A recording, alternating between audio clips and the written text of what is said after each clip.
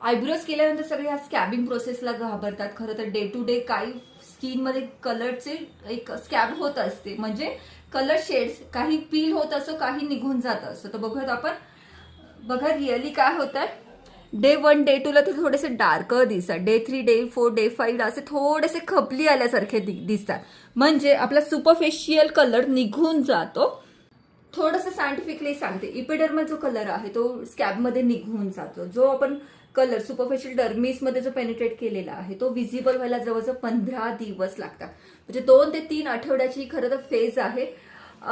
सगळ्यात महत्वाचं आहे नखाने स्क्रॅच नाही करायचं. दुसरं म्हणजे जर तिथे खाज सुटले तर तुम्हाला वॅसलिन लावायचं किंवा इमोलियंट लावायचे, जे बेसिक हायड्रेशनचं काम करणार आहे. ओके, स्कॅब झाल्यानंतर ते खूप सटल आणि खूप नॅचरल दिसतात. त्याच्यानंतर आपल्याला कळतं की आपल्याला कुठे करेक्शनची अजून गरज आहे, ते फायनल फिनिशिंगची गरज आहे का, एका सेटिंगमध्ये इनफ काम आहे, हे डिपेंड करतं तुमच्या आयब्रोजच्या बेस्ट शेपनुसार. ओके, ही बेसिक नॅचरल हिलिंग प्रोसेस आहे, त्याला स्कॅबिंग प्रोसेस म्हणतात. खूप महत्वाची गोष्ट आहे, नक्की विचार करू शकता. तुम्हाला जर तुमचे आयब्रोज करेक्शन करून घ्यायचे असेल किंवा तुम्ही आयब्रोज करेक्शनच्या विचारात आहात तर मला माझ्या व्हॉट्सअपच्या नंबरवरती नक्की कॉन्टॅक्ट करा. भेटू सुशिसमध्ये. तोपर्यंत काळजी घ्या, मजेत राहा. धन्यवाद.